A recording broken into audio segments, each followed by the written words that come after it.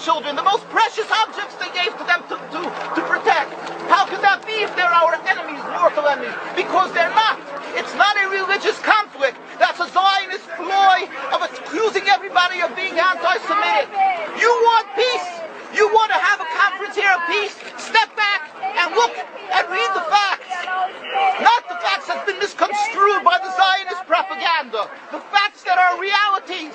The facts on the ground. How we've been living for hundreds of years in Yemen, in Morocco, in Tunisia, in Palestine, in Egypt. What Arab land have not Jewish people been living together with Muslims without any human rights groups? Tell me what land the Jews did not live in harmony with the Muslims. In Iran, we have over 25,000 Jews there, thank God. Why? Because this is not a religious conflict. It's purely because of a political movement, a relatively new movement, which is antithetical, contradictory to the Jewish religion of thousands of years. Judaism is spirituality, a religion of compassion to emulate God. Zionism must be created 100 years ago by atheists, people who abhorred religion, who wanted to transform Judaism from religion to nationality, to a purely materialistic base, godless in its essence. That is not Judaism, and they have no right to use the name of Israel. They've usurped our name, they've stolen our symbols, and they've stolen our identity.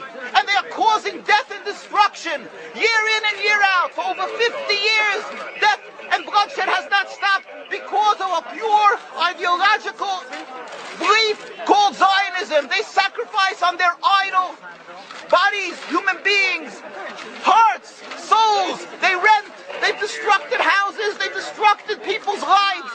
What can we do about this? Let's step back and think. There is a solution with God's help. If we would put away the politics, then we could know that we've been living and coexisting together. We most profusely apologize to the Muslims, to the Arabs, what has been done to them.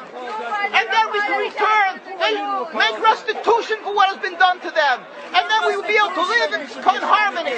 Not an Israeli state, a one Palestinian state. One state as we have been living for hundreds of years. There will be peace. And you will see that this 50 years has been a nightmare, a mirage, and nothing to do. Pure fear-mongering, that's what Zionism does. It's panic, going into a theater and yelling, fire, fire, that's what Zionists do. We've been living with the Muslims.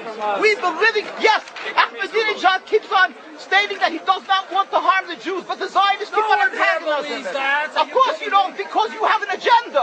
You want to further Zionism. You want enemies.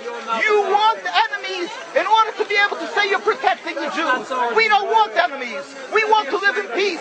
We have been always living in peace with the Muslims, and we will, with God's help, continue to live with them in peace. We implore the participants in this conference, read, step back, study the history truthfully, and see what the true Jewish voice is of hundreds of thousands of Jews who are still true to their religion. Whether they're living in Jerusalem, whether they're living in New York, what do these Jews in Williamsburg section of Brooklyn, hundreds of thousands of Jews who are the most God-fearing in the community, why are they all opposed to the state of Israel? Why is that one Israeli flag in Williamsburg, Brooklyn? These are the most God-fearing religious Jews. Why don't they fly an Israeli flag? They have hospital help. They have Hatzolah, ambulatories, and everything free of charge to help people. The most greatest charitable organizations. Why these compassionate people don't support the state of Israel? They don't go to Israel. Why not? Because they don't like Israel. Why not? Because they're self-hating Jews?